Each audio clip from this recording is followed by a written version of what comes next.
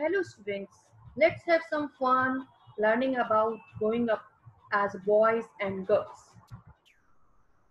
Now in this session we talk about women's work and equality. As you know, our constitution talk about equality. Equality is an important principle of our constitution. We say that being a male or female should not become a reason for discrimination, but still it carries on. While the Constitution does not discriminate between male and female, in reality, discrimination still carries on. Gender inequality is the result of social conditioning and stereotype. The work done by the women at home is not valued and they are often taken for granted. Women are not seen as a breadwinner but essentially as a nurturer and caregivers. Such attitudes gives rise to inequality. Gender equality is essential for social and economic development. Equality is an important principle of our constitution. Therefore, can say or it is the responsibilities of the government to ensure that women are treated at par with men. In the past, the government had undertaken several measures to remedy the problem of gender inequality. Government introduced measures like Anganwadi or Child Care Center to improve the status of women in society. The government has also started crutch facility to help women to take up employment outside the home. Now we find distinctions between boys and girls in our society. We find distinction between boys and girls in our society. This begins at very young age. Boys are often taught to be tough and serious, while girls are taught to be soft and mild. Boys are given toys like cars and guns to play with, while girls are seen playing with dolls. These toys became a way of telling children what they will have different futures and when they become men and women. Most societies value men and women differently. The role women play and the work they do are usually valued less than the roles men play and the work they do.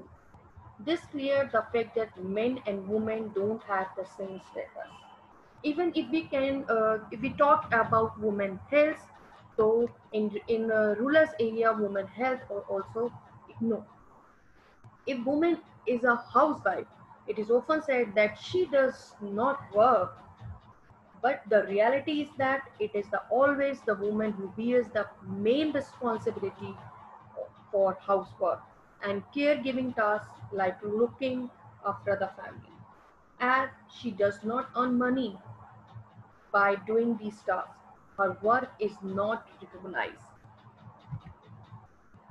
Time consuming. If we talk about time consuming, the term housework involves many different tasks which require heavy physical work and without time the housewives doing the work in the house all the time.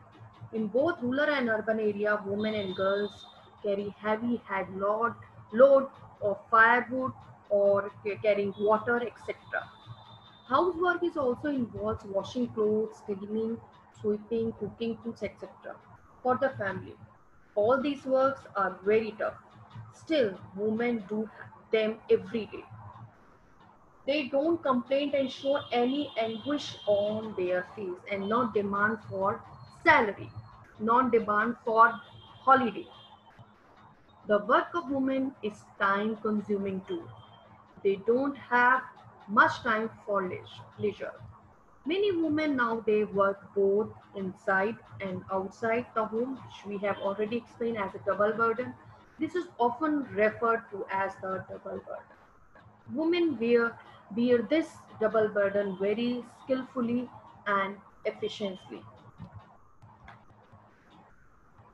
Equality.